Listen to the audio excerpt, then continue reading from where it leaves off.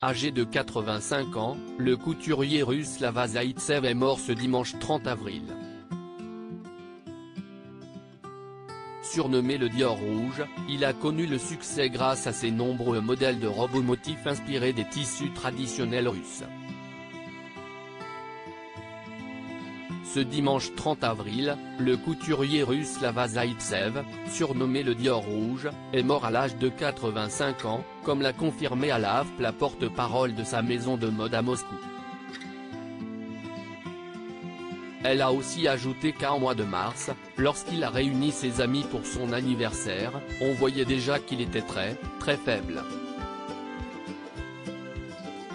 Avec plus d'1 millier de modèles créés pendant sa carrière, Slava Zaïtsev a eu un énorme succès à l'international grâce à ses robes aux motifs des châles traditionnels de Russie. Né en 1938, il a grandi dans une famille modeste dans le nord-est de Moscou. C'est sa mère, femme de ménage, qui lui a appris les bases du métier. Quand j'étais enfant, ma mère m'avait appris à broder pour que je ne traîne pas dans la rue sans but. Le soir, avec des copines, on cueillait des fleurs sur l'avenue Lénine pour les dessiner et reproduire ces dessins dans des broderies. C'est comme ça que je me suis initié à l'art, avait-il confié à la AFP. Les hommages à Slava Zaïtsev enchaînent. La chaîne russe Pervy Canal a tenu à lui rendre un bel hommage après avoir appris son décès.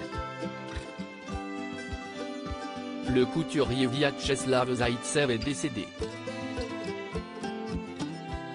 Cette année, il a fêté ses 85 ans, a-t-elle annoncé, avant d'ajouter que cet homme a dicté la mode soviétique et russe pendant des décennies, un novateur qui n'a pas eu peur d'expériences audacieuses. De son côté, le styliste russe Sergueï Zverev a regretté le départ d'une légende, déclarant « C'est une grande perte pour le monde de la mode mondiale ».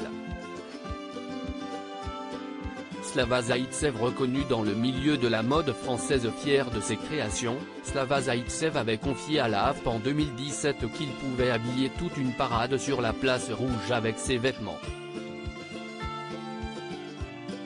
C'est d'ailleurs en 1963 que Paris Match avait comparé le couturier russe à un Christian Dior soviétique. De là est né le surnom Dior rouge qui lui a collé à la peau tout le reste de sa carrière. Quelques années plus tard, en 1988, le magazine Vogue l'avait surnommé le tsar de la mode soviétique. Article écrit avec la collaboration de 6 médias.